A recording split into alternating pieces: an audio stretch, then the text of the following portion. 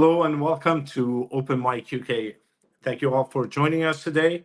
Actually, today is the last Open Mic UK for 2024, and we look forward to seeing you back in January. And today we have a special guest, author, wonderful person, Lisa Maroski, and I do apologize for mispronouncing it. And we're going to be talking about your book, Embracing Paradox, Evolving Language. As we know, language is kind of the fabric of our society and the way we do things. And language is one of it's what brings us together, and at the same time is what pushes us apart. And the uses of languages has changed over the years, and now where we are today. And I love your book regarding coming up with something new to reconnect us back into one. So Lisa, please do tell us about yourself. Well, thank you very much for having me on your show today. I'm really excited to be here. And I thank my friend Judy for connecting us. And I've been interested in sort of dualities, paradoxes since college. I started noticing, once I learned about like light being a wave and a particle, it was like, wow, like that really like opened my mind. And I started seeing those kinds of both ands like everywhere. But there wasn't an easy way to talk about them. And so I started going to graduate school to do that, to develop ways to talk about paradox and both and. But the universe had something else in mind for me. Graduate school didn't work out. I ended up leaving and sort of, in a huge, personal crisis. Ended up following a kind of spiritual path and learning more about different forms of spirituality. And I think that was an important part of my journey to like get out of my head and, integrate the head and the heart and the rest of the body as well. So I spent, many years still trying to figure out, like, why am I here? What am I supposed to be doing on this earth? And with like 4 planets or 4 things in Gemini, communication was like, it kept coming up. You're supposed to do something around communication. So the first book that I wrote was a novel. And I tried to approach it, through storytelling. And then later it just came to me. Well, actually, I started a blog where I would get into a little more philosophical and psychological topics. And the blog just, during COVID, evolved into a book. So I've got another couple of books that I think I need to write, but that's cool. That's my future. It's been really interesting, the timing of your book coming into our inboxes, and obviously this conversation, because as you probably know from our correspondence, the 3 of us met in the UK a couple of weeks ago at the Science and Consciousness Conference. And something that really struck me while we were there was a lot of the presenters, like the physicists and the scientists and the researchers, were saying we don't have the words, actually. We don't have the language to express some of their findings or some of their things that inspire them. And I think that's really kind of where we're at now at the moment. You know, I was listening today even to a couple of different speakers from the Scientific and Medical Network, again talking about consciousness and like the quantum field and so on. And it just the same theme came up with a few different speakers, and that was that we just don't quite have the words. The words that we have don't fit what we're trying to express. So I'm feeling that that's kind of what you're bridging with what you're working on. Yeah, exactly. Actually, I was part of some conferences back in the early 2000s on language and spirit, and it was the same sentiments being expressed, and I was very much inspired by those conferences. That particularly in English and other, you know, like the languages English is derived from, Latin, the Germanic languages, going back to, you know, the they call it SAE, Standard Average European, you know, so all of those roots. These types of languages have evolved to split the world up, whereas some indigenous languages have not evolved in that way. And so I was interested in learning about them. I even tried learning some. Oh, cool. I didn't get very far, because what I realized was that you also need the cultural background. So that's when I realized language and culture are also very intimately intertwined, and culture is connected then, you know, with your psyche, with your psychology. So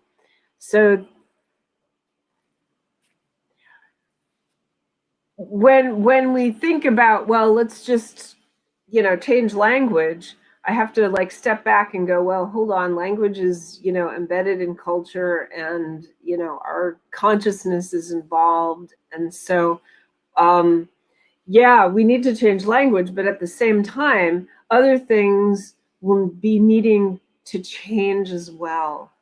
And I'm not sure the scientists have quite caught on to that part of it yet. Yeah. Culture is a main factor in communication. I come from Lebanon, so I speak Arabic, and the way we communicate things are different than I communicate them in English, and it's different than trying to communicate it in even in French over here in Quebec. So culture plays a huge role in language, and you're right. To change that, you have to go beyond cultural, beyond. I'm not sure how it is, and I'm sorry, I'm going to divert a bit. But have you heard about the light languages? Mm-hmm. Oh, so light languages goes beyond any of these things. And I know it's not something that is translatable into a language itself, so that we can understand it, but just the sounds emitted are a story being told. Yeah, and sounds have an impact on our physiology as well. Mm. Since we're mostly water, and sounds can make water take form. Are you familiar with cymatics? Yeah. Yeah. Yeah. So vibrations at certain frequencies create certain patterns in, you know, like if you have a metal plate with some fine powder or sand on it, Or if you have like a little dish with some high grade, pure water in it, you can put the vibration into that and see like geometric forms being created. So the language we speak, whether the sounds have meaning attached to them or not, is also affecting us. That's why a lot of chanting is just, like sounds. Those sounds are still having an effect on you. Absolutely. Yeah.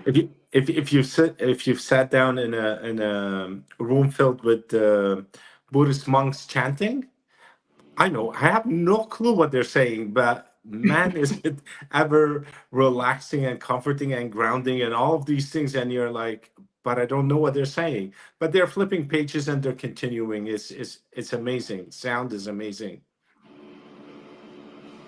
And how, as the resident art person here, I want to throw in that we can't forget how visuals like sigils, icons, marks also communicate so much. They bypass that thinking part of our brain. And there are transmissions just with marks. I know in your book you brought up sand talk, Lisa, which was so interesting for me to read because of the way that culture in Australia still uses some iconography for communication. So I think a lot about this work you're doing. It's fascinating to me because of that. I take people on journeys, and sometimes to embody a feeling or something like a spirit that you've met, will ask to receive a sigil and then put it in our body. And then forever after, when you see that, you can immediately go back to that felt sense or what you received from it. Yeah, the visual aspect for me is really important because you can convey things through pattern. You can we all know a picture is worth 1,000 words, right? So when you have like multi-layered patterns, you can convey a lot of information all at once, as opposed to, like you can see the words scrolling across the bottom of the screen right now. I mean, that's essentially how we read, is, clumps of letters at a time. Well, imagine having, okay, so if you take your home screen on your phone, okay, you've got, granted, it's still like a grid pattern, but you've got all kinds of patterns within the grid. And what if we could invent language that's more like this kind of multi-layered patterning, to get across some of the complexities and the nuances that the people at that conference that you were just at were saying, we've got no way to express these. Well, we need to invent them. We have language. We are language users. And I think we've gotten to a point where the language we've been using needs an upgrade. It's a technology. And the way to upgrade it is to come together. So I'm not saying, we need a universal language. That might be nice as we become more global. But I do think we need to respect the different cultures and their unique linguistic forms. But I also think that since language is part of it's a collective activity. Like, I don't speak my own personal private language. In order to communicate with all of you, I need something that we share, and there's some agreement about what the different sounds mean. So we need to come together as a collective to invent new forms of language. And they don't all need to be the same, like the kind of things that English is deficient in, Arabic might not be deficient in, or Lakota, or, just pick a language. There are thousands out there. And here's another really interesting thing. So right at this time now, there's an explosion of people creating made-up languages. You can see it in the movies. We've got Na'vi from Avatar. We've got Dothraki and Valerian from Game of Thrones. Of course, we've got Klingon ways back from Star Trek, and yeah, yes.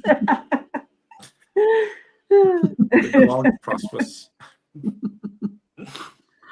So I think the time is now. The time is now for people to start coming together to question. Oh, so this is another important point about language, is that we learn it when we're kids before we learn to question it.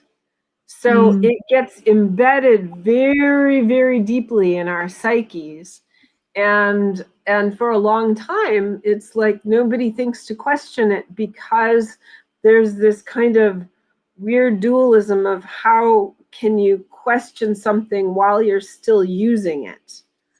But that's the kind of challenge that I think we face right now, is we need to question it while we're using it in order to take the leap into what's next and come up with something new. I think it's happening though. I don't think we need to do it. The way I look at it is it's already happening actually. When you see, these light languages coming through, different, like even, mobile phones using apps, just how we've become more globalized. So outside of our own individual cultures, obviously in Ireland, we have our own language too, which is Irish, which is a version. And in Scotland, they speak a different version of the same language. And I think like even in Irish, when we learn it at school, how I learned to speak it in my part of Ireland, and it's a small island, is completely different to people at the top of the island in Donegal, for example. So the colloquial kind of differences between us. So like each individual, I suppose, has their own unique way of expressing who they are through the language of their culture or their land or their people. And then there's the other part, that universal part, the part where we're not separate.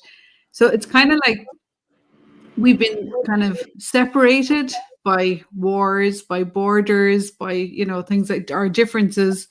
But we're also at a time when we're really there's a deep desire to come together and bridge that. And I think even people choosing their own pronouns and things like that now, it's really relevant that people feel free enough to express themselves exactly how they feel on the inside, which I think shows me that we're already kind of on our way to that, and that both will probably simultaneously exist anyway.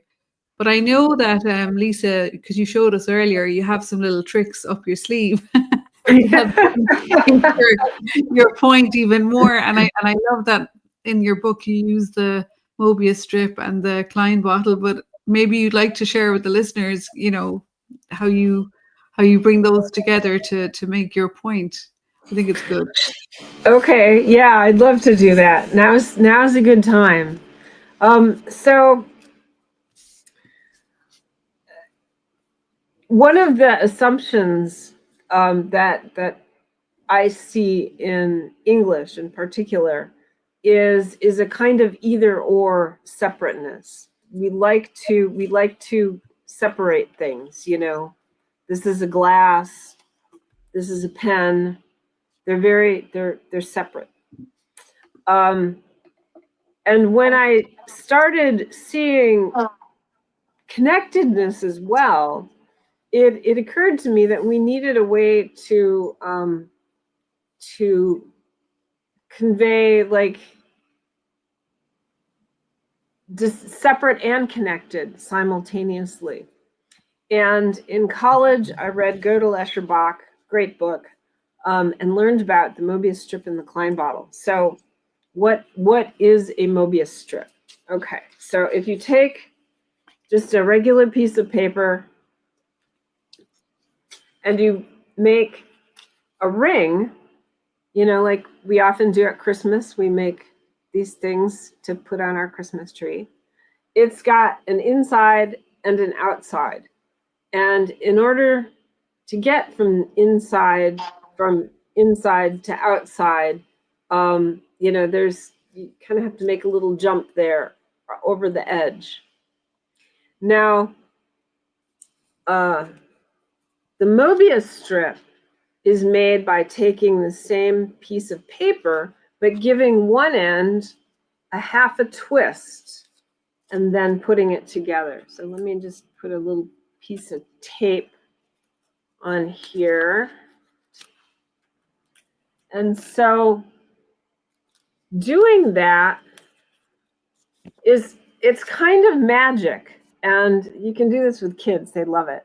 So now you can see there's a twist to it. It's no longer just a two-dimensional piece of paper. It's got some three-dimensionality. And if you took the pen, or you took just your finger and followed the edge, you'd find that you go from outside to inside, back to outside, and they're really, inside and outside have become one. Okay, now the other thing about the Mobius strip then is that you get to see two different perspectives. If you're the ant walking along it, it just looks like a regular piece of paper, and you just keep going and it looks like a regular two-dimensional surface. But if you're outside of it, like we are right now, you can see its paradoxical nature, that it looks like it has two sides, but it really has one. And that's the key for me to seeing how things can look at one level like they're separate, or that it's an either or kind of distinction, but at a different level you can see their unity, you can see their oneness. So this is a two-dimensional model. And then if you put two of these together, if you had like a really stretchy kind of material, and you made one with a twist that goes this way and another with a twist that goes that way, and you sewed the edges together, you would get this, which is a Klein bottle. So this is just a three-dimensional model. Now, it's actually just a model. So this isn't a real Klein bottle because it has a cut through its surface. Mathematically, you wouldn't have that cut there, and you would need 4 dimensions for it to actually exist. So this is basically just a model of a Klein bottle, but it's kind of fun, you know. You see the progression from inside to outside, and you can go around back to inside. Now, if you cut this in half, like this way, you would get your two opposite Mobius strips.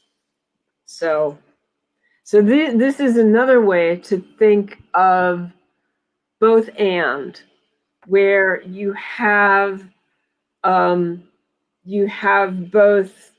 the uncontained part and the contained part, where you have, the outside flowing into the inside, and you can think of the process nature of concepts of one becoming the other with these kinds of models. So this is the kind of stuff that I would like to see introduced into this new form of language, so that we can express ideas about being both unique and unified, of being separate or distinct, but not separate, so that we can express things from our sense of oneness, as well as from our unique individual perspective.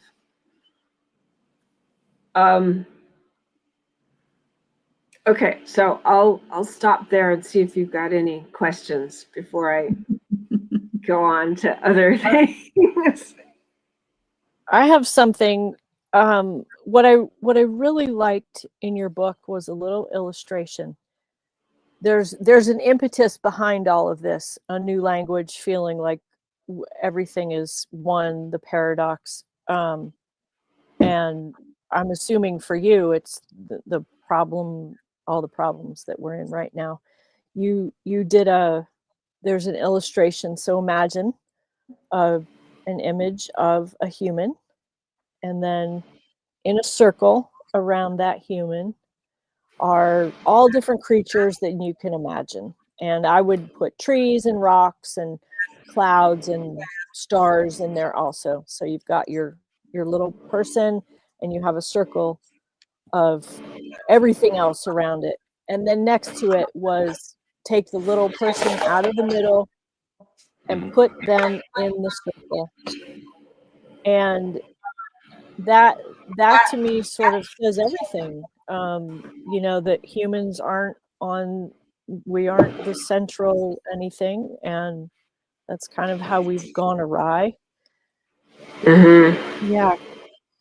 You want to talk about that a little bit?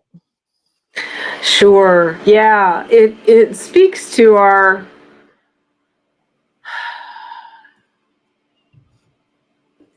historical sense of being put as like the one in control, the one who has to name the animals, the one who has dominion over everything, and in doing that, we have lost touch with just how interconnected everything is. And it's reflected in our language. It's reflected in the way we refer to other sentient beings as it, like they're just things. And when we have this relationship to other things as if they are its, because we also have this cultural thing of, well, we have dominion, we assume that we can, just take them and use them as resources, as opposed to like respecting their their importance in the web of life, that because everything is connected to everything else, if we treat so much of the web of life as if it doesn't matter to life, we imperil ourselves. And we're kind of at that point now with the number of species that are disappearing, well, going extinct. The the strands in the web of life are becoming fewer, and when they're fewer, the whole web isn't as resilient as it is when there are redundancies built into the system. So I'm looking at the web of life as like systems of systems, where all the different pieces interconnect. And we know that through food chains. We know that, you lose the bees, then the crops don't get pollinated, then we don't have food. And, there are all kinds of interconnections that when you have a language that inherently separates, it's harder to see those interconnections. Yeah. I have a question for that.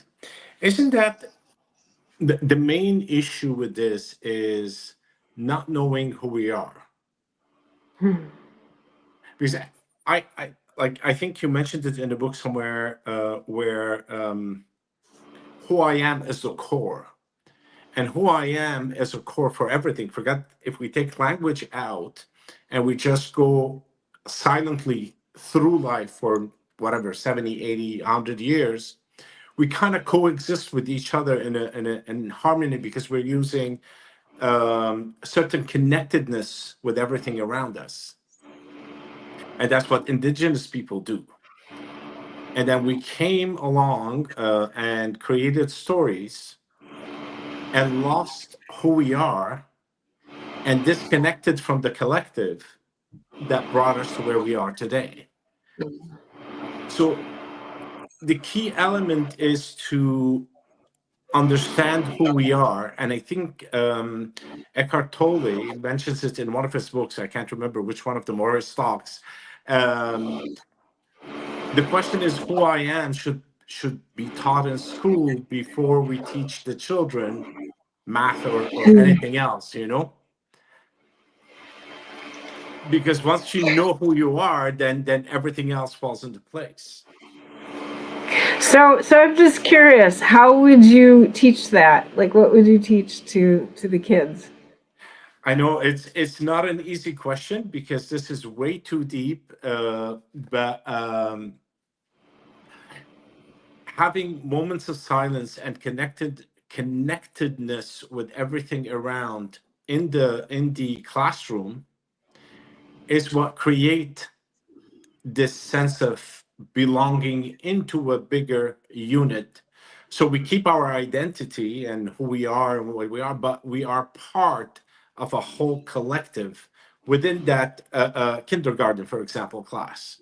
And then from there, you keep on working on it as you graduate from kindergarten to a PhD graduate, slowly, and that develops. I don't want to say it's automatic, but it becomes easier to identify with other beings on the same planet with us. And a being doesn't have to be a breathing person or an animal, but also the rock that we touch, the grass that we step on. Every little thing that we do has an impact on who. Well, it comes back on what happens to us. Every little step that we do. So cutting a tree tomorrow in my backyard because I want to see the sun and have a suntan, but I'm taking away the homes of, I don't know, 50 birds and 3 squirrels and so on, and these animals that live there, along with the worms and everything that falls in from the tree and put nutrients in the ground, they're all going to go away. And then I have to go to the hardware store to buy nutrients for the grass. And for whatever I'm going to plant in there to eat out of it, and then I'm putting chemical in my food that brings back into me, and that affects my health. So, but if we take it from childhood upwards, then it becomes intrinsic part of who we are. And then a language will evolve maybe from that core, rather than trying to do something else, I'm just bringing it out. So There's a comment as well that I'll just put in because I think it's relevant. Coming Yeah. from John Hogan, who's watching on YouTube. And he says teaching kids improv is becoming a method for yes and mindset. Yes and mindset. That said, military language is overwhelmingly prevalent in Western culture, from video games to the boardroom. So he agrees with you, Ramsey, that early childhood education is key, he thinks. That included. Thanks, John. Yeah. Yeah. So let me just draw something for you too. Like what if we started teaching kids from a young age just this concept?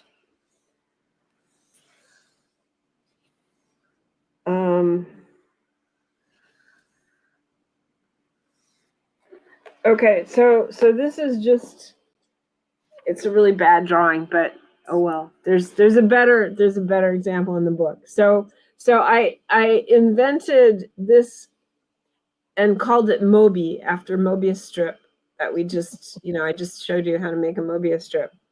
And it means distinct but not separate from. So like the circle in, or the, like this little piece here is distinct from the whole, but not separate from. And even this one that looks kind of like it's on the outside is distinct, but not separate from. And if we taught kids that they're distinct, but not separate from the world around them, from each other, from nature, I think something just as simple as that could make a huge difference. I feel I'd like to interject something here, because what keeps coming into my mind is something the Dalai Lama said, that when we teach children to meditate at a very young age, it becomes just a direct experience for them anyway. And I don't think you have to teach it. You don't have to put it in. It's already in there. And it's just, how do we nurture it? How do we bring out that aspect of them? Because it's inherent. And just so you know that it's Judy, that was Judy's comment. She just made a point, not John, obviously. But yeah, I do believe that, for me, being the panel member who's really passionate about meditation, I think that's where we begin and end. It's in the silence, in the space. Yeah. So Lisa has a really interesting meditation in the book. Yes. That dissolves us into everything around us, with imagery. The silence is good too, but the imagery, it was a lot like what we heard about at the Science and Consciousness. We're all space, but not space. It gets even smaller than that, all connected. Yeah. So that meditation is available on my website. At the very bottom of the website are some links to, I think I have it as writings, recordings, and it's in the recordings section, and you can access the meditation for yourself there. I read the script in the book. I didn't listen to it as an audio. For me, it felt more like a poem actually, like just a piece of beautiful writing to contemplate, as opposed to, I'm kind of strict when it comes to meditation, what meditation is and isn't, but I think it could definitely bring you into a very deep state of contemplation for sure. It's beautiful, depending even on the kind of spaces and the cadence and the intonation. You could really bring somebody on a beautiful journey. So I will check out the audio. I'd love it. Are you is it your voice? It's my voice, yeah. Okay, cool. Yeah, a lot of the ideas for this book came from meditation. Okay. Way back when I was in graduate school, still thinking about language, and I started thinking about, well, okay, how can we, create structures that combine ideas, and then those get combined, and then those get combined, And I ended up, you know, like combining everything into just a big oneness. And that took me to silence. Like there are no longer any distinctions when you get to that big oneness that is silence. Nice. Yeah, and unfortunately, society moves us away from silence. Silence is doing nothing, and you're unproductive, and you should go do something. Go outside. And the reality is, the more we connect with ourselves, the more we connect with others. And while we were talking, is that I got a vision of maybe it's not the language itself that needs to evolve, but the mode of it might have to change over time. How we communicate now, communication comes with sound now, and maybe in the future we move out of sound into something else, like the same way you read your the phone, for example. They're all pictures. You don't look at Facebook and you say, oh, this is Facebook where I find my friends. No, it's just an image of a letter F, and then you click on it and then you go somewhere else. So maybe it's the mode that will change. I'm not sure. It's something that cross, and one of the things that, okay, as a psychic medium, is we go through imagery and silence that we get information out of, and we pass on information to others through what do you call it, emotions and silence.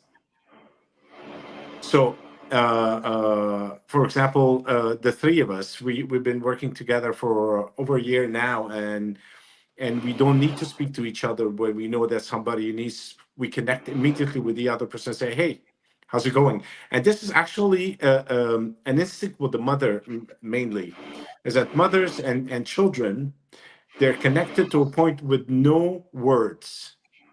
And if the two are across the globe or across the galaxies, the mother actually knows what's happening with her child without even calling that person. So that mode of communication, maybe it needs to be strengthened, and it can be strengthened through oneness.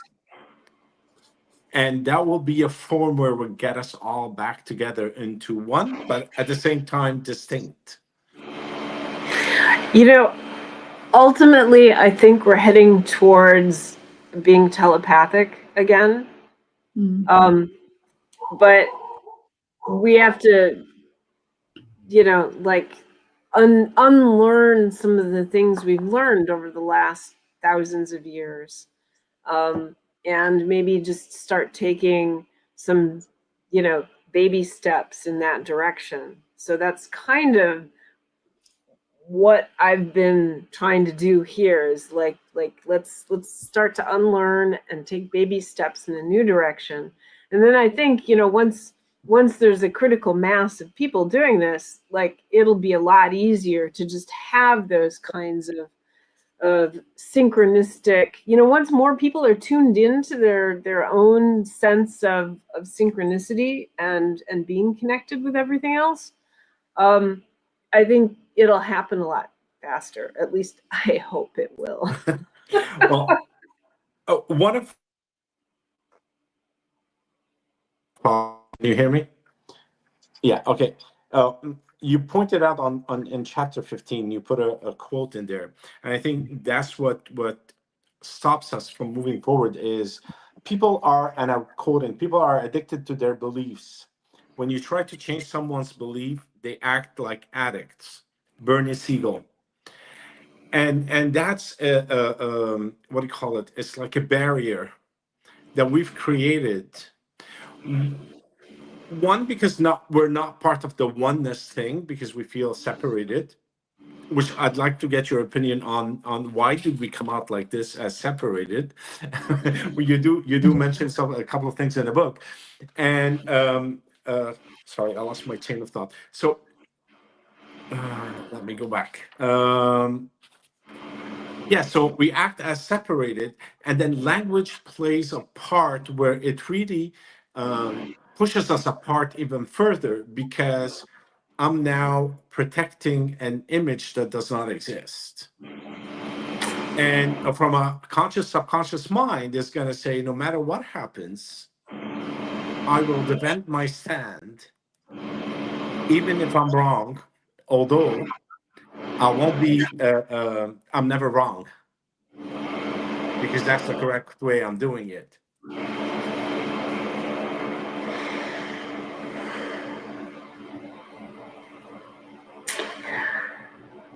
So,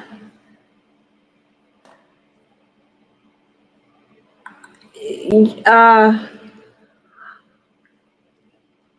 don't want to get myself into too much trouble here, but I think some of the religions have kind of pushed us in this direction by emphasizing our separateness from source, from the divine, and setting themselves up as mediators. Like, you have to go through this religion to get connected to God, when anybody can do it anytime. And when we realize that, we get our power back.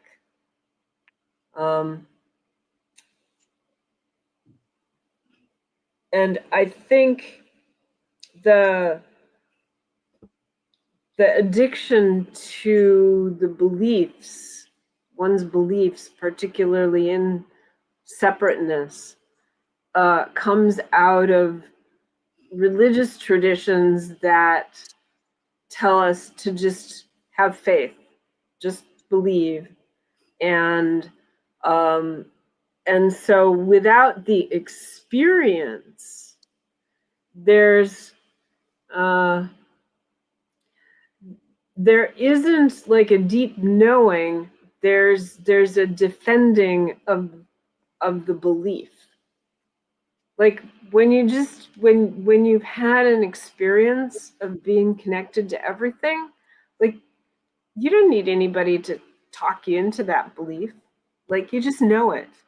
And the ancient Gnostics, I think that's what they were trying to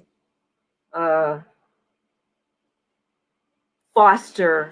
Well, not just the Gnostics, but the ancient mystery schools as well, like the Egyptian mystery schools and some of the others in that area of the world. I think they were trying to foster, and I think indigenous communities too foster a deep personal connection and experience of oneness with the world, with each other, and for some reason Western culture just went in a different direction. I'd like to put something in as well here at this point, and just relating to somebody I was listening to earlier on in the conference that I was catching up on some of the talks, and she was saying that, like, her whole life work kind of led her to the point where she had this experience of oneness, this sort of, the room was filled with, like, a mystical experience. The room was filled with light.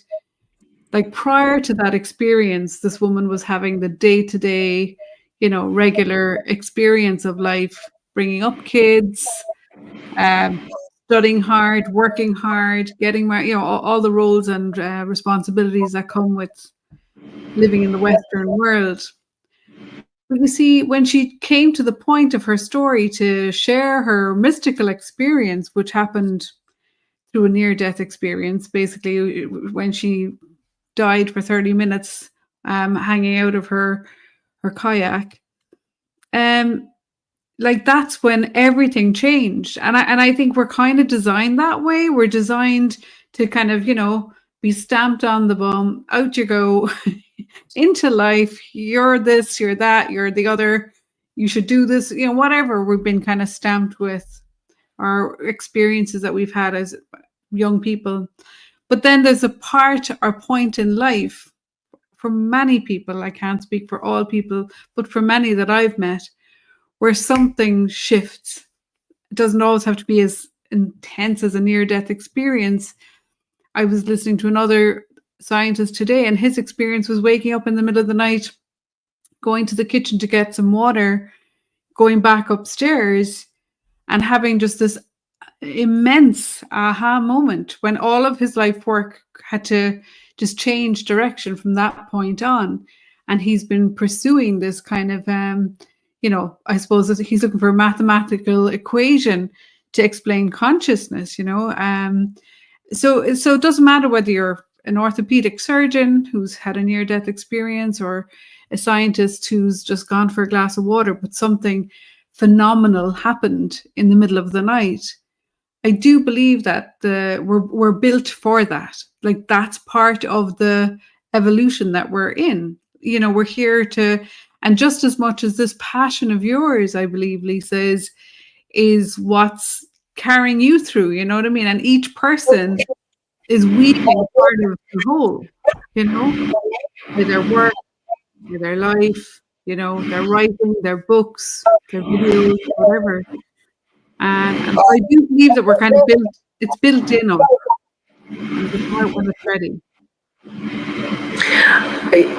I would agree. Yeah. It's built in, and it's, what's that story about, like God wanting to hide himself, and shoot, I wish I remembered this story. But the idea was put forth was, well, just put it inside. They won't find it there. My friend John wrote a poem that I think captures that. It's in the book. It's very simple. It's the holy place is secret because it is so close. Mm-hmm. Actually, that's what Federico Fagin said in today's commentary about the consciousness, that this is the scientist who woke up with a glass of water in the middle of the night. What he identified was it's actually so personal and private that it's an inside job. Like, I can see there that Judy's put that in the chat too, but it's an inside job. And he said it's private. It's between you and your creator in whatever form or shape or name you give that. And once he said that, I don't think I needed to listen to any more. I was like, yeah, that's it. It's simple as that. It really is private. And word, like you said, we said at the beginning, words just don't do it justice. If I try to put some experiences that I've had into words, I'm making it up. It's not, I can't convey it using words, I think. Yeah. So one of the things that, another way in which words kind of get in the way is they let us talk about experiences of oneness. We have words for, God, the omniscient, the omnipotent. We can talk about that, these types of things. But how do we talk from them? How do we talk from the perspective of being one that is both? From the perspective of somebody who's both unique and part of, the whole, part of the web. We don't really have a lot of ways to, you can talk about the I, thou. Martin Buber distinguishes between I and thou is kind of the coming from this sense of connectedness with self, with source, and with other. But we could develop that a little more, I think. You have a quote in your book that says, "Find your connection with the divine, but don't talk about it in public." That's kind of, where we're at right now. I'd like to see that changed, frankly. Yeah. Yeah. And it makes me wonder, so if there was a different way to communicate that made us or helped us to feel connected, does that come first, or does we have to have an agreement somehow that we want that? There are so many people that are trying to be on top and have power over, which one comes first, like or maybe it just spreads from, one little seed and it moves out. Yeah. It's both and. There isn't Both a first. Yeah. We got to do it all simultaneously. All the ways. Yeah, exactly. Do you think it could be a new religion? And not use the word religion. A doctrine. I don't know. I think it would be a new form of consciousness. I agree. Yeah. I know in your book you said you have not taken ayahuasca, but here I've taken it 3 times. There are certain experiences that cannot be defined in words. I still, a couple of years later, cannot bring them out into this world. And all I could say is it was beautiful. It was warm. I can use silly little words like that, but they don't do justice to the experience that I actually went through. And I believe that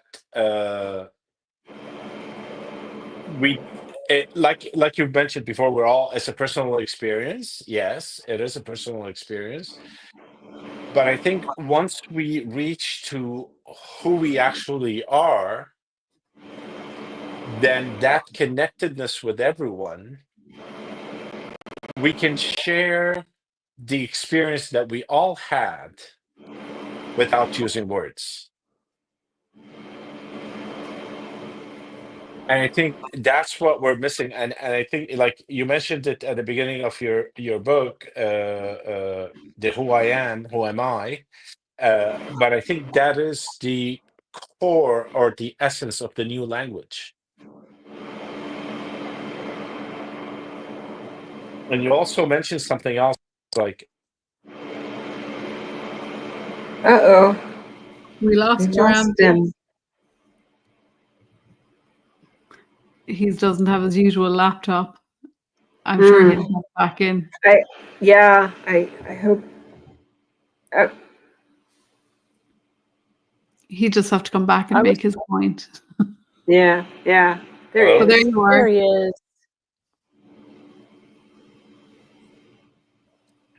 I do apologize. My phone is We're in Mercury is doing retrograde funny right stuff, now. Do you understand? Can you hear? Yeah. Okay. You said the whole cannot simply be the sum of the parts. The totality, because there are no parts which are independent of the whole. Mhm. And I think this is like, it's mind blowing to me, because then when you talk about anything, you can't separate. And that's the who I am is the key fabric of all of it, if that makes sense. So remember the example about the diamond and diamond, facet consciousness versus diamond consciousness. So I don't have my little diamond thing, but you can all you know what a diamond looks like. Just look at your engagement ring. The facets are each distinct. You can point to one, you can point to another, you can point to opposite facets. But the facet doesn't exist outside the diamond. The facet is part of the diamond. So you can distinguish it, but you can't separate it from the diamond. And one of the things we can do is we can understand ourselves in this kind of relationship with source or the divine. So if each of us is a facet, like I'm Lisa Facet, there's Kathy Facet and Ramsey Facet and Susie Facet.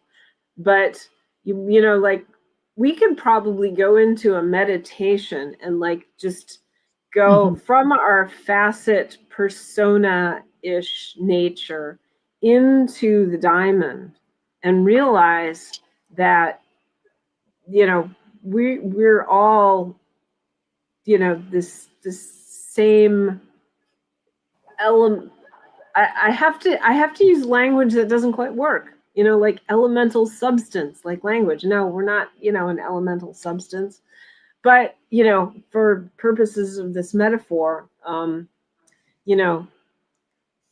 we could find our connectedness through what I call diamond consciousness, which is also the going within, which is what some philosophers call the depth dimension. Like this is 2 dimensions and 3 dimensions. This is 3 going into 4 dimensions. But the depth dimension is the inner, like psycho-spiritual dimension by which we're all connected. I don't know if that answers your question, but that was just sort of what what came to me. No, it does make sense. It does make sense. There was a really good example today. It was so simple. I thought it was brilliant. And the first line she showed was a series of dots. And we were imagining that each one of us is just a dot. But then when all the dots came together, it formed a line. Right. And so now suddenly we're all a line. But then as the perspective changed again, it realized that this line started to form a box because it went on. And then when it shifted perspective again, it became, 2D kind of model of a cube. And so then it was like, oh, and then like as the perspective changed, we became both the dot and the entire cube, like that kind of idea of a holographic universe. So I feel like maybe part of it is we're transitioning into like a 5D world. And when that tipping point happens, when enough people have, enough experiences or even collective experiences, that we'll reach that tipping point, and then we'll have this kind of a critical mass, let's say. And so we wake up and it becomes the norm. It's a bit like, when we were in the 90s, we weren't all going around with mobile phones. It was just an idea. Like, why would you want one of those? And now we're in an era where everyone's got one strapped onto them one way or another, regardless of age, wherever you go in the world, It's just become this kind of phenomena. And, you know, that's a very short span of time, really, in the grand scheme of things, you know. So maybe that's part of where we're at, like that we're evolving and we're going to go into this, you know, 5D world, and we're both separate and unified, let's say, at the same time. We're the wave and the ocean, you know. That's what I think. Because if enough people look at it that way, think of when the people were the flat earthers, you know. They genuinely thought the earth was flat. And that if they kept going, they'd fall off the edge. Until they realized, oh no, you don't fall off the edge, you just keep sailing around. You know? So, but it's good to have the conversation. Well, Susie, it makes me think that the work that we're doing is a good thing, because I mean, we're constantly reaching out, and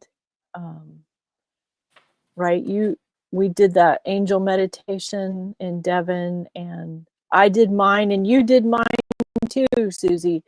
And I mean, it's an unmistakable feeling of being connected.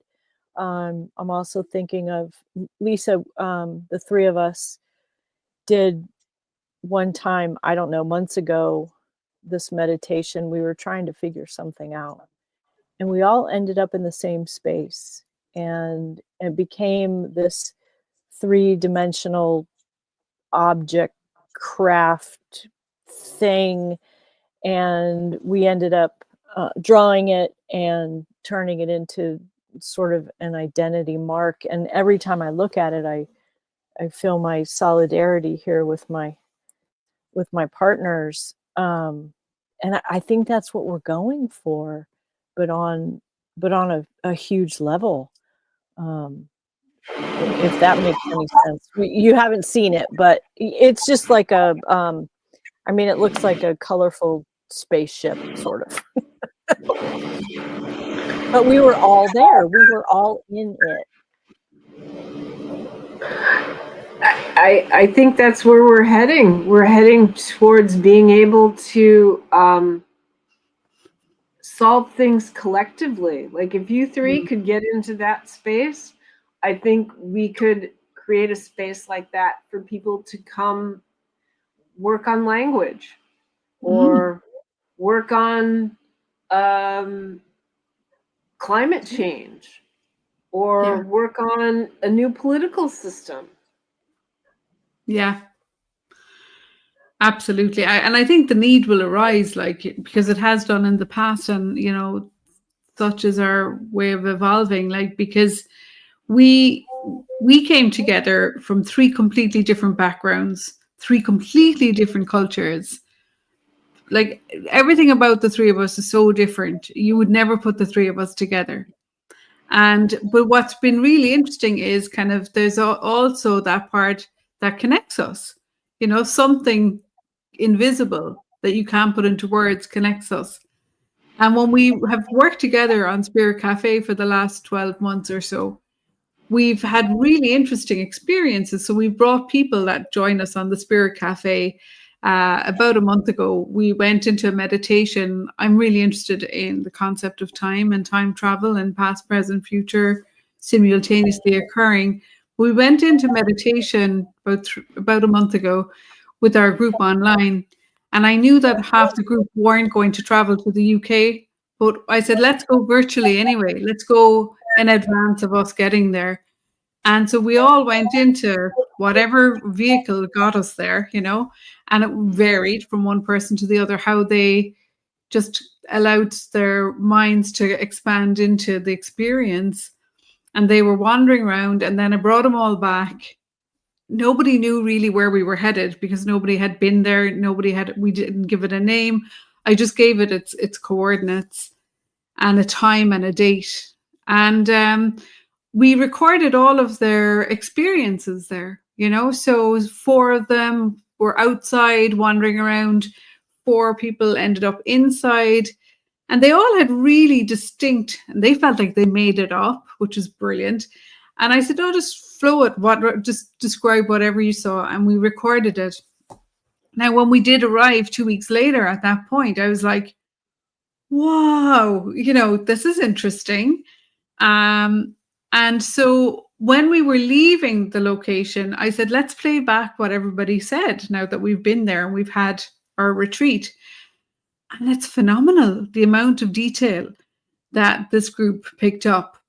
Like some people are more visual, some were more auditory, some were, it was, not just words either. It was really felt experiences that conjured up collectively exactly where we were. And I was like, what a way to end Spirit Cafe for this year, and so people are curious and people are really fascinated by, what is consciousness and what is a higher state of consciousness? Well, how does that express? What's a creative quantum leap like?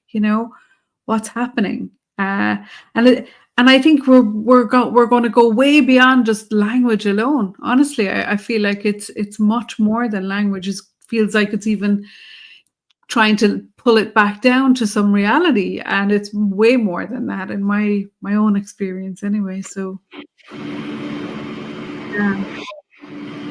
Yeah, that's a great example of what's possible, and just keep, you can do that going inside too. You can do that going into your body, and you'll find that your body is a universe. Like there are so many. You've got more microbes in you than you have cells. And so, and they all have some level of consciousness, and they can communicate with each other. And we haven't even begun to tap all of that, in terms of healing, in terms of connecting with each other,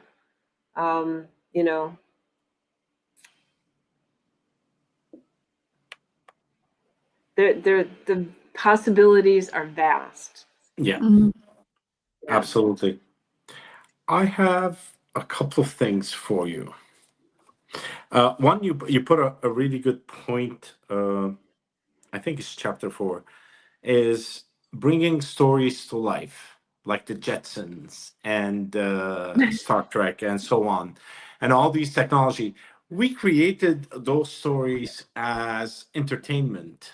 When I say we, it's not me, whoever created the Jetsons, but I was a child when that was up and running, or so I think, and it was fascinating. It was interesting, and we did bring it from a cartoonish characters, a cartoonish type of technology into the real world.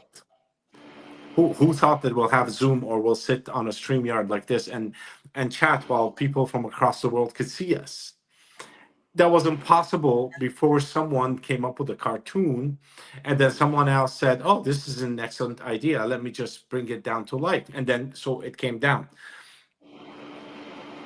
And I believe the change that should comes through stories, which I'm not sure if you mentioned it somewhere, is that through stories, and these stories have to bring the future of humanity into today in either words or what do you call it? You can call it movies like the Avatar or something else. Any mode of communication, it could be worse or not, and that slowly will integrate into society, different societies, and help bring in the new paradigm into the space. You're absolutely right. Part of my need to write the novel was because around the turn of the millennium, so around Y2K, it seemed like the stories were just getting dark and apocalyptic, and And it was like, oh my God, this is not the kind of world I want to live into. I want to live into a better world, not, apocalypse. And I had also read a book at the time. Oh, I can't. It had future in the title.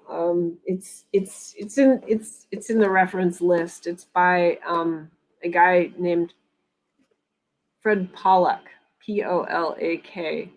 And what he did was he was a futurist, but towards the end of his life, he wanted to see if people's ideas of the future from the past had come true. So he went back and looked at ancient texts and tried to, distinguish like what were people's ideas of the future, and did they come to pass? Well, spoiler alert, by and large, they did.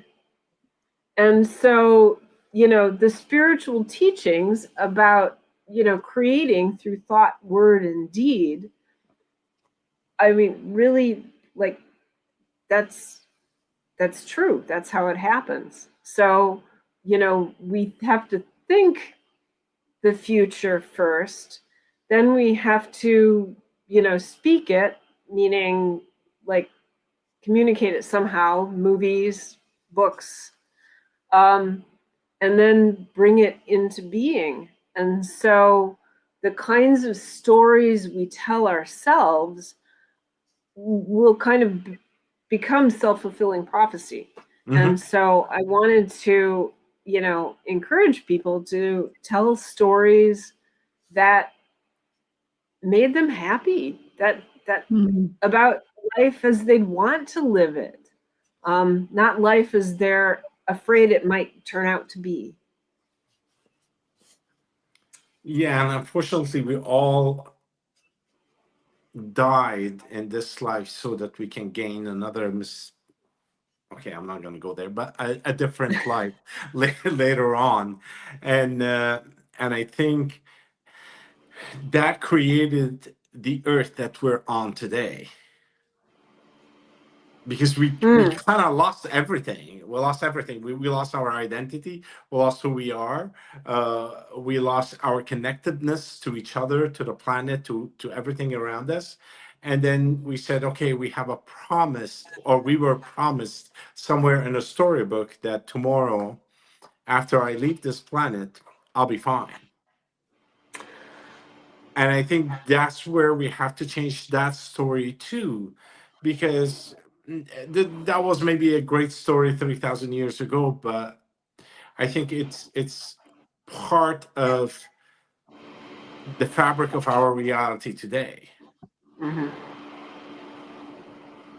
So I can't follow what you're saying, Ramsey. I'm sorry. Can you make that a bit simpler for me, please? Okay. What I meant is that stories creates our reality today.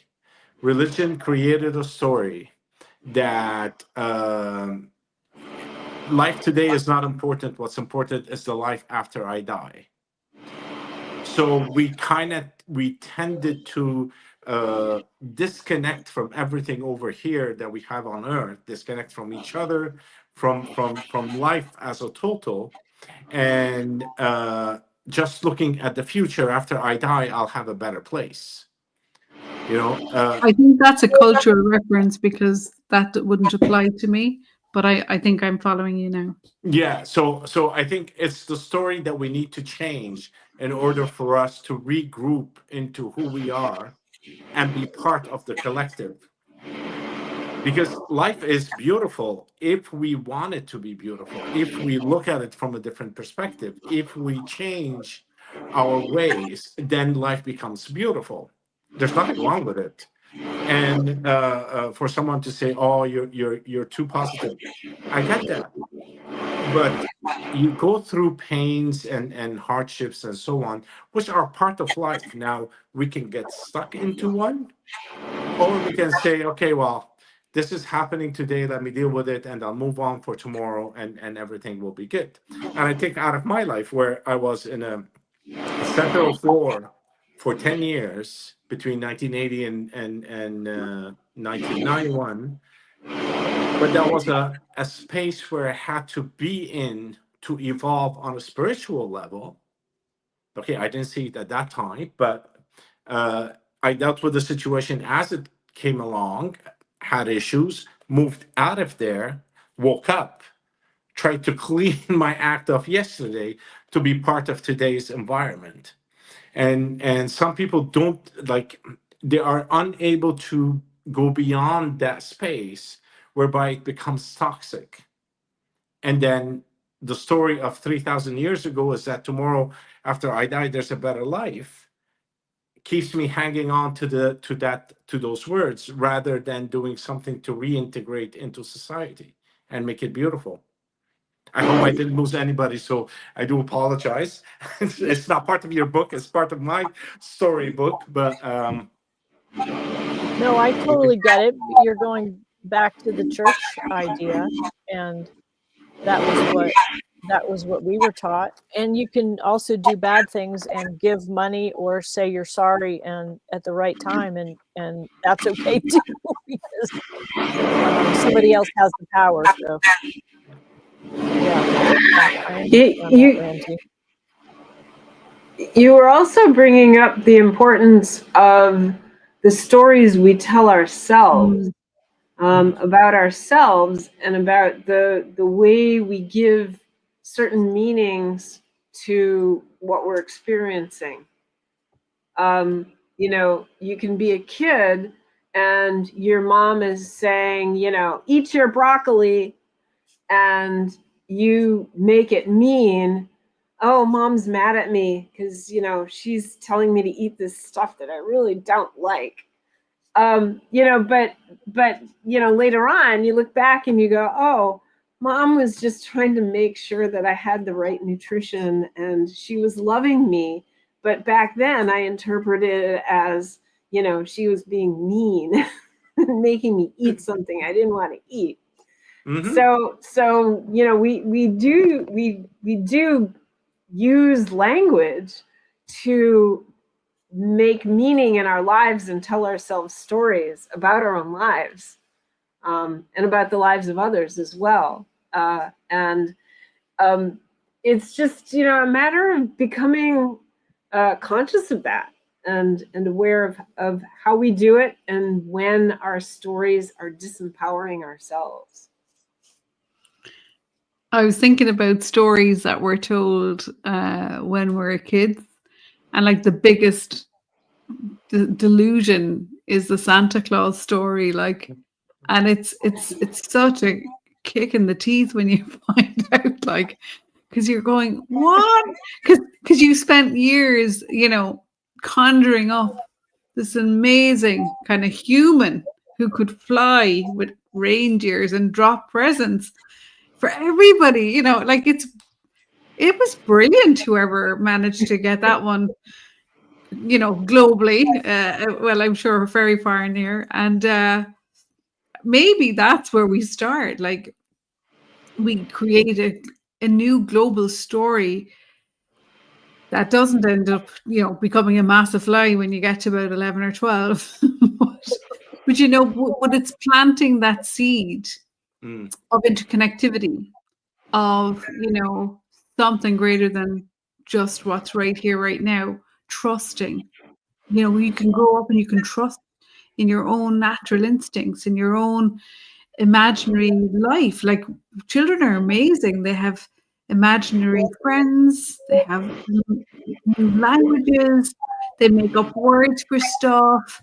Like, it's one of my favorite things. Well, they're a bit older now, my niece and nephew, but if we were on a car journey, and it was a long journey, I get them to invent a thing that doesn't exist and give it a name, and they'd have to just make up the name. And then I was like, now what does it do? You know? I'm telling you, it's such a brilliant game. Like, I can still remember at least 5 of the inventions that we all came up with, because each person then would add another quality to that thing. And I just think imagination is how we get out of this. Like, it's really through the imaginal realm, through play, through laughter, through joy. You know, it's these heightened experiences that we have as children. So maybe the start point is, you know, like, you know, the way Coca-Cola took over Santa Claus. Maybe we can kind of get in there and, you know, start a whole new thing. I don't know. It could be fun. I think we have a new form of technology that is coming in, and I think we have a question from Judy. And I think that will be a platform, and could be a platform for future communication or new form of communication. Lisa, can you talk briefly about AI and the Max Tegmark book of consciousness, especially the last chapter, who defines consciousness and how pays for the research? Who pays? Who pays for the research? Who shapes the narrative? It's multiple questions. Okay. I don't know what I know you've told me about Max Tegmark, but I have not actually read his book. But yeah, so let's talk about AI.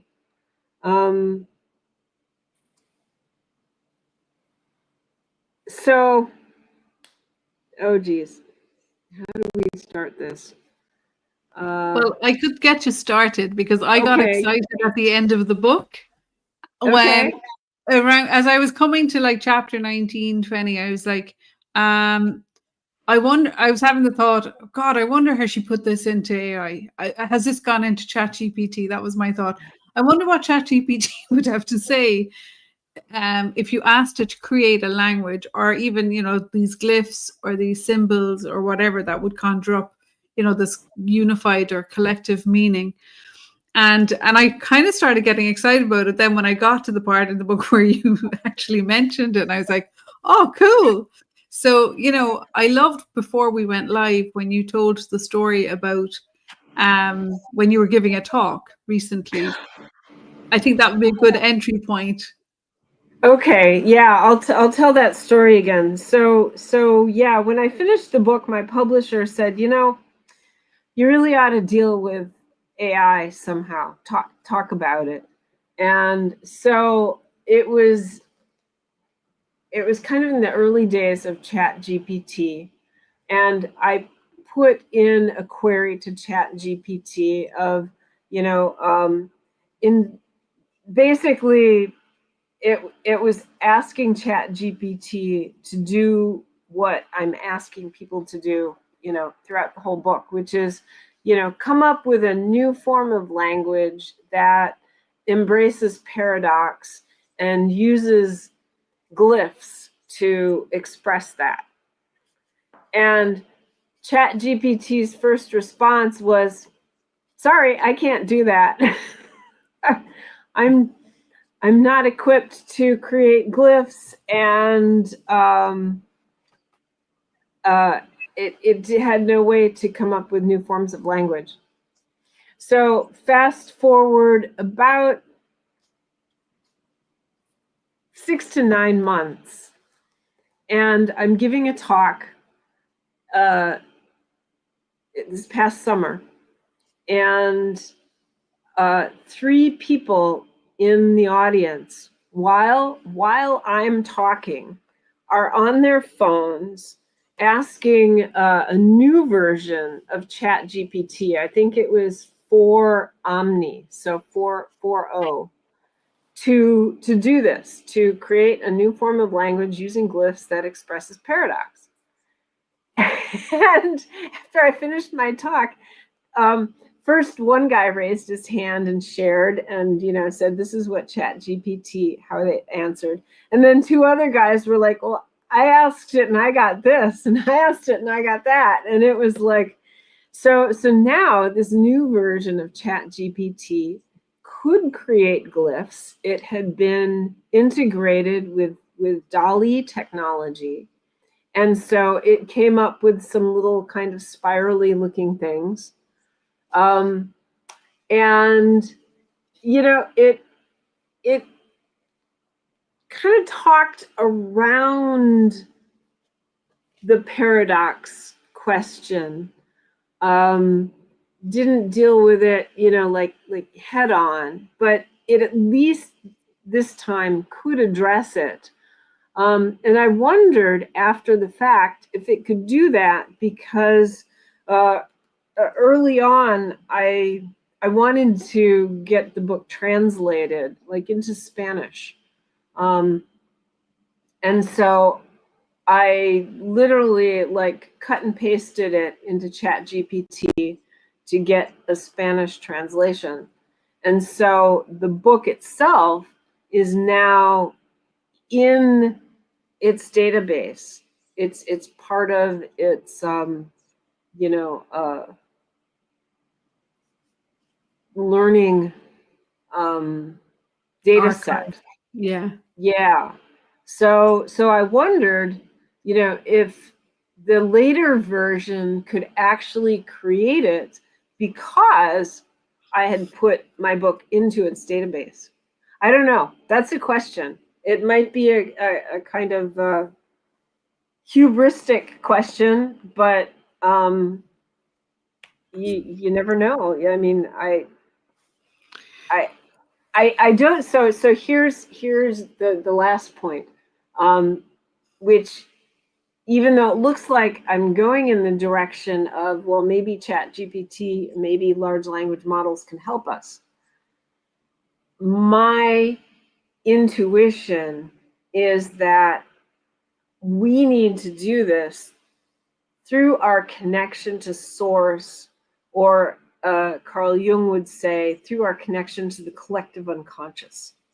We can't rely, we might be able to rely on ChatGPT to help us, refine things, but I think we really need to come from our connection to the infinite, because that's where, the true creativity lies. ChatGPT can kind of, move the puzzle pieces around on the board of the puzzle pieces it has, but to get something truly new, we have to go into the depths. Nice. End of sermon. I love that.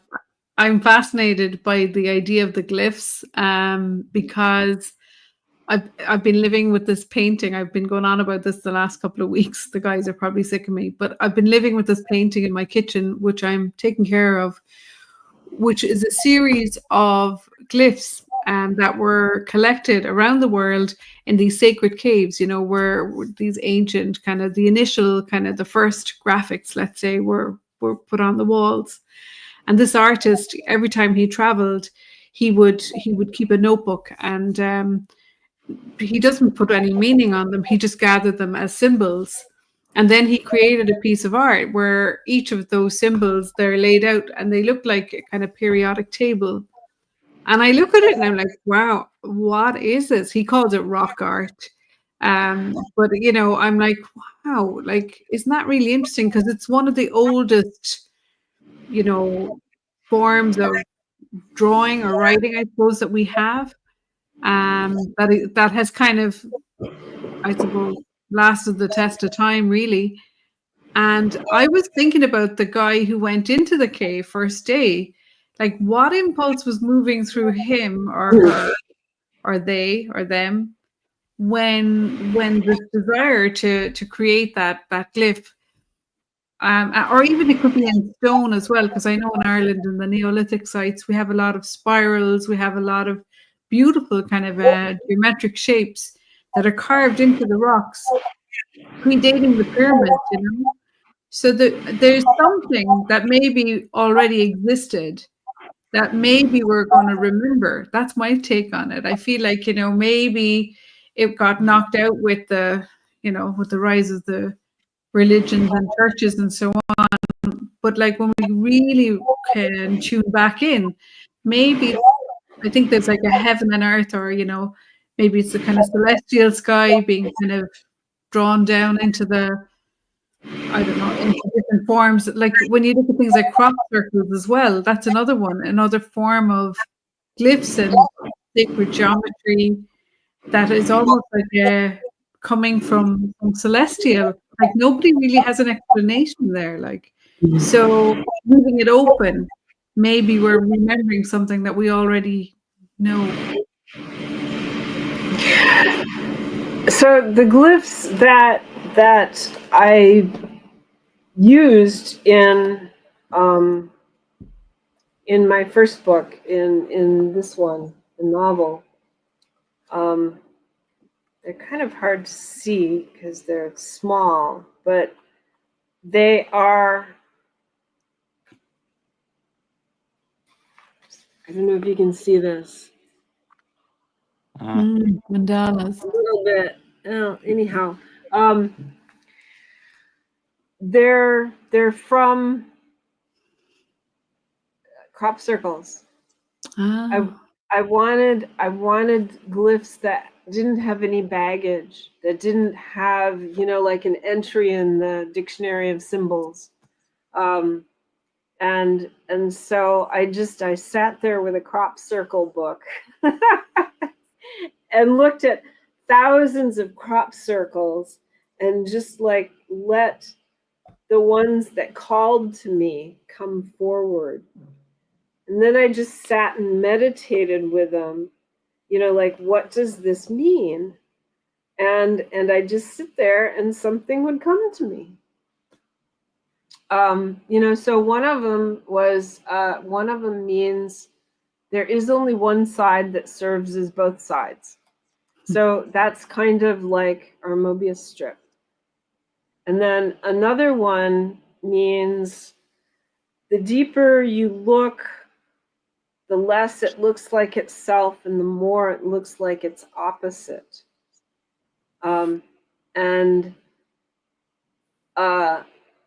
That one is also indicating like a methodology, a process for looking deeply into something. And so you can see it in the meditation that I have in the book, the one that's also on my website, which is when you look deeply into your own body, which looks rather material on the outside. When you get down to the atomic and subatomic and quantum levels, suddenly there's no materiality anymore. There's just energy.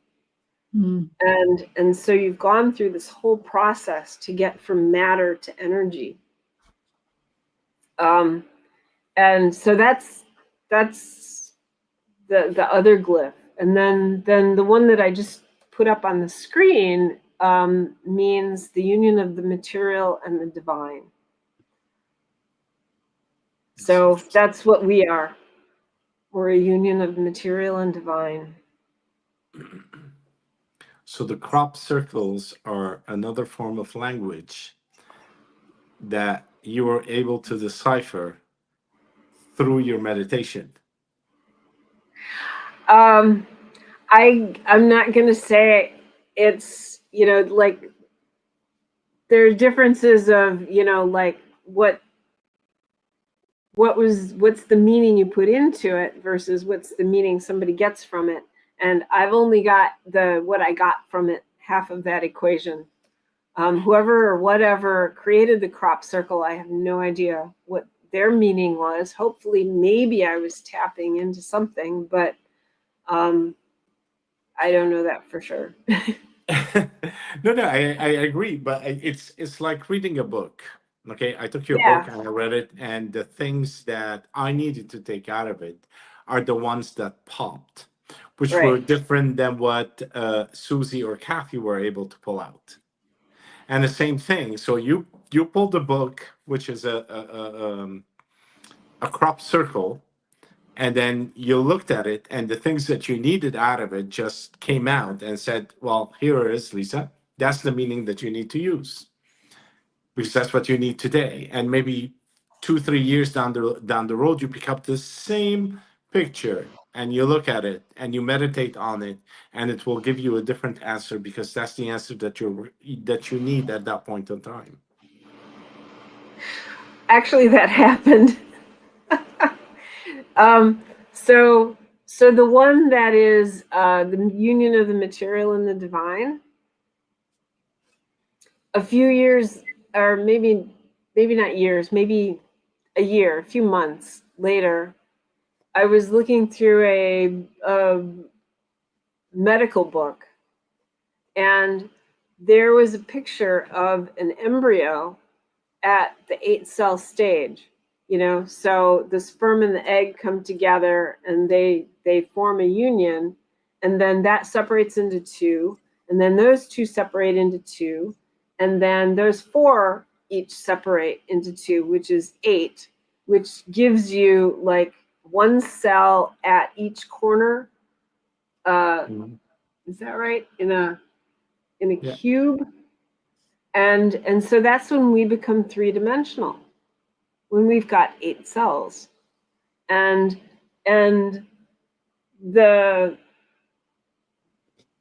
crop circle glyph was very stylized, and it only had 6. It looked like a flower with 6 petals.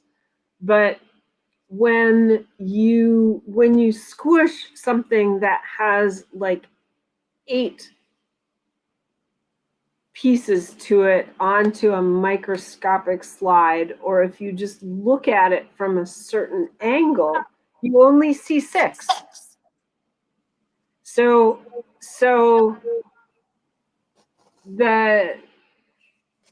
I think the structure of that 8-celled zygote is the same as the image of the 6, but we just we don't see all 6 all at once. In our head, we can see through the cube to see that there are 8. But if we're just looking, like at a surface level, so this brings us to the ability to look beyond surfaces and to see through things as well.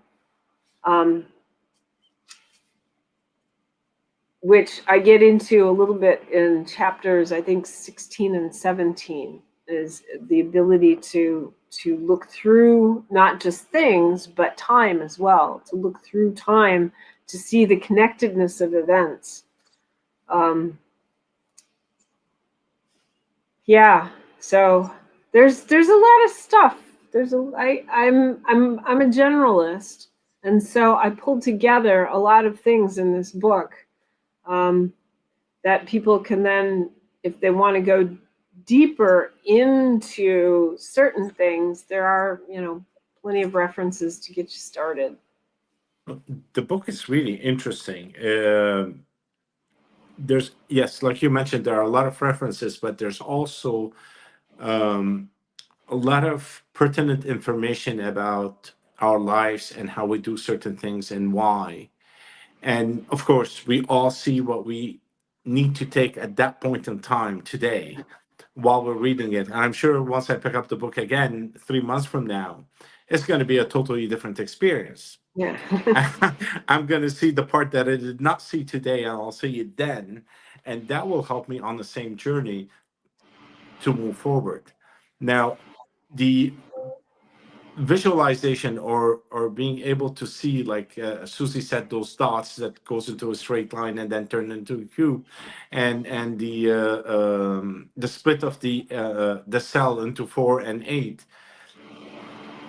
This visualization actually helps us to grow beyond words and be able to experience, because at the end of the day, it is the emotions that gets triggered within us that gives us an imagery that we can associate with, and those imagery are a form of communication that we get out of something.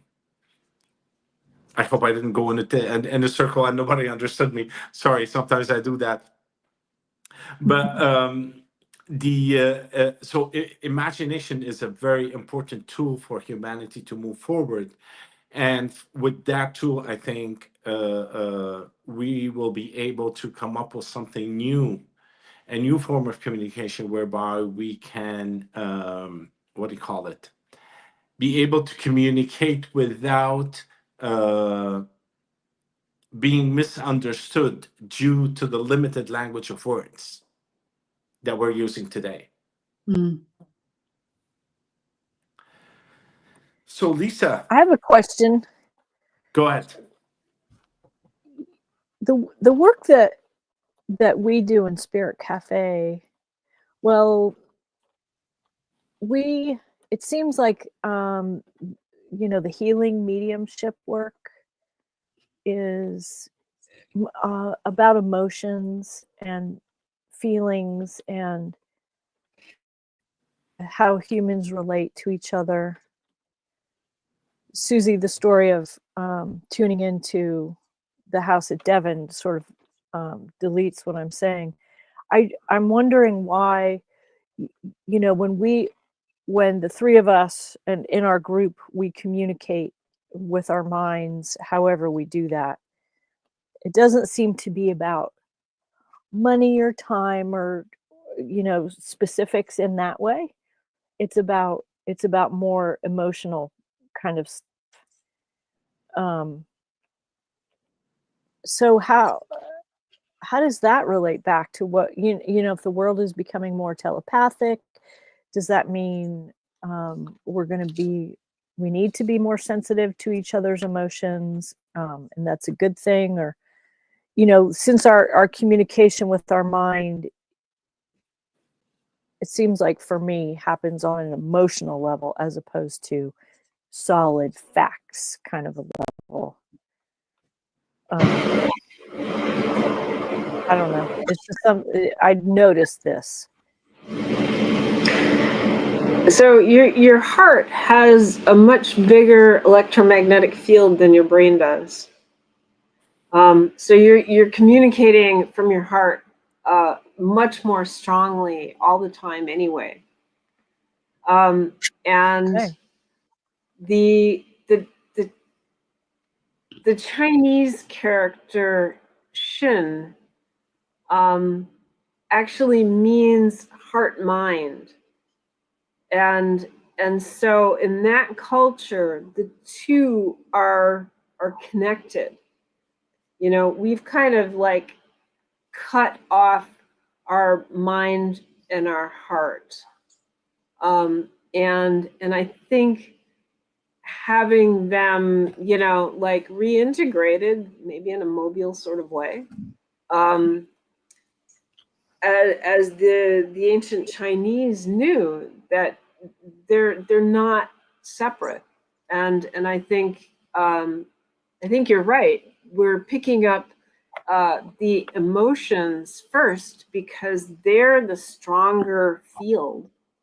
If we're connected through fields, the emotional field is a lot easier to pick up than specific mental thoughts. Makes sense.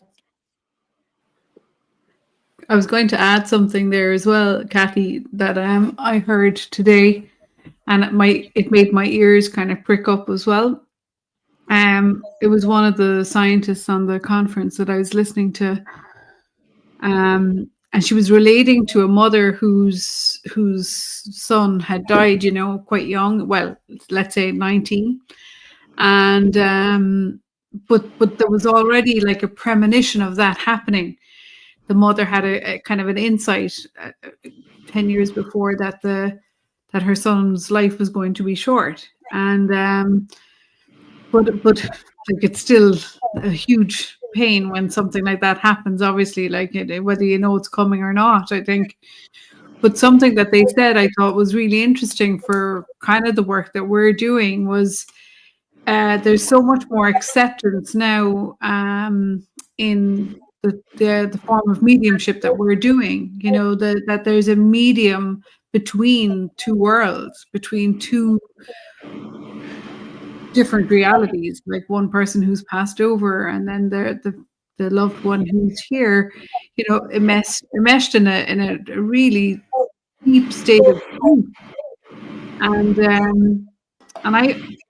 it was just the way it was positioned to me, because what she said was like, for that healing to happen, for that person, the medium really was an essential kind of in between, connector to those two worlds in order to heal and soothe and comfort and reassure, even though she had the premonition. So I think the fact that she got it before he died and then again afterwards changed her whole outlook on things. And I thought, I wonder why that, for me, I was thinking, I wonder why that's why we're doing what we're doing, because we're redefining mediumship to a certain degree.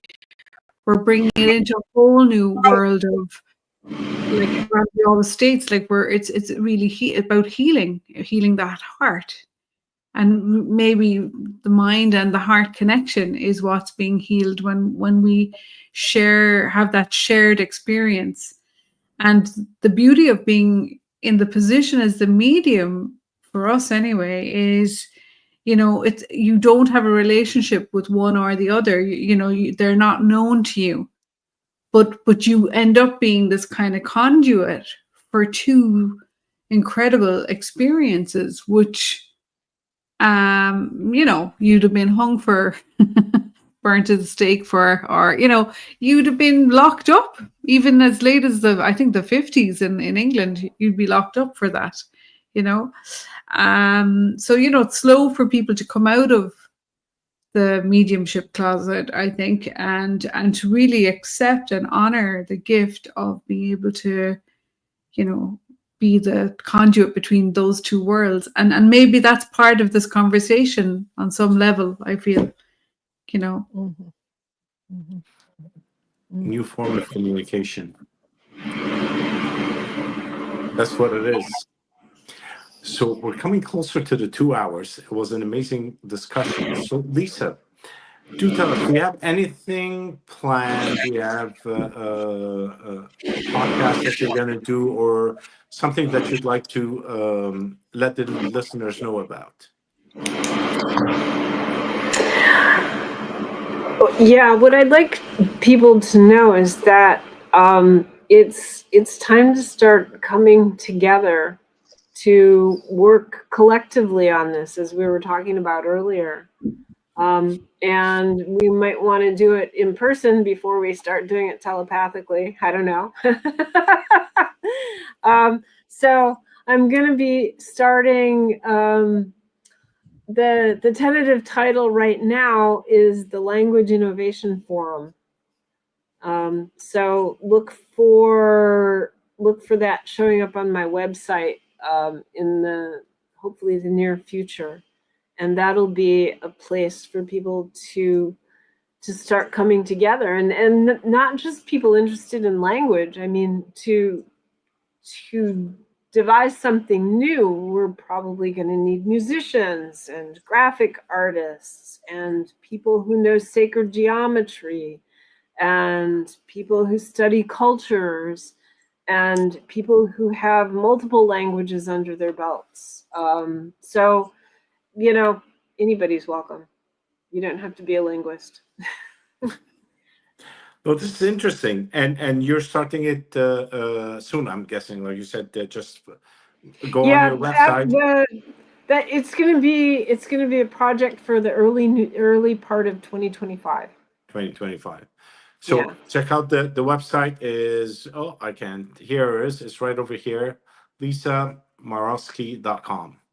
So do check it out often next year, and of course we will be checking it out, and we'll be more than happy to actually participate with your new venture, because it's part of also what we do in terms of bridging different ideas, and not only ideas, but creating a new language. And that language is, I know we try to do it between either telepathically or between two worlds, but it's still a form of communication, and we'll be more than happy to join in. This has been a really rich conversation. I want to thank you all for your input, for bringing in the conference that you were at, Susie, that sounds like a really interesting conference. I might want to get there next year. Cool. Definitely. I highly recommend it. It's been a joy for all of us to have a look at the book and to explore your world. And like Ramsey said, I think each person just gets whatever they need out of it, you know, but it plants a seed for sure. And hopefully something, like you said, will grow from that. Like, you know, it's really cool that you've put all that work into that book. My God, it's a lot of references. It's a lot of work. A lot of work. Yeah. And speaking of what we're doing next, we're going to launch our official calendar with our programs for January through to next year. We're going to launch probably 20th, 24th of January. We reckon we'll have dates. And we have some really cool stuff coming up on both Spirit Cafe, and then we have some other guests coming up on the open mic. And we're developing another idea of like a kitchen table talks, where we'll be sitting around the table like this, just chatting about different things, and we'll probably edit the kind of sound bites out of that and create content every month. And the subjects will be far and wide and close to our hearts as well. So Kathy, did you want to share some of what we're up to as well?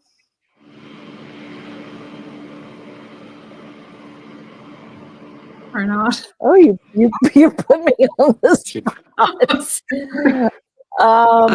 Well, yeah, we're talking. I've been writing furiously about adding some of the oracular art, mystic art to Spirit Cafe. So we're going to do some of that, and always we're going to just keep practicing, right? We're going to keep practicing our mediumship.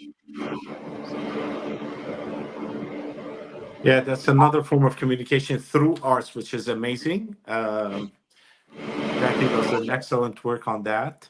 And other things that we'll be talking about or we'll be introducing is meeting your spirit inspirer, which is one thing that connects you to who you are and who are the team that are working with you, so that if you get a great idea or you want to participate in certain things, you can ask for help and center yourself and get the information out of the other world into this one.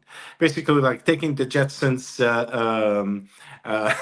what do you call it, that TV thingy, and then bringing it into a Zoom or a Skype. So yeah, we have a lot being worked on, and the three of us have been actually heavily working on a lot of stuff. So hopefully next year will be an amazing year with new stuff coming up. And of course, open mic will be continuing starting January. Now we're going to take a time off, and we want to wish all the listeners a wonderful holidays, because there are a ton of them between now and December 31st, and all the best for 2025. Thank you all for coming. Lisa, again, thank you so much. And thank you for reaching out. And I know Judy had spoken to you about us, but for you to connect quickly, that was amazing. I really appreciate it. We all do, the team over here. Thank you, and thank you for your book. It's wonderful, and please do check it out for all the listeners. The book "Embracing Paradox: Evolving Language" is awesome. And I know I learned a lot from the book, and I can say the same about the team. Thank you all. And Judy, yeah, this has been fabulous. What a blessing to know each of you. Thank you so much. It's a blessing knowing you too. Wishing you all amazing holidays, and we'll see you in 2025. Kathy, hit the button.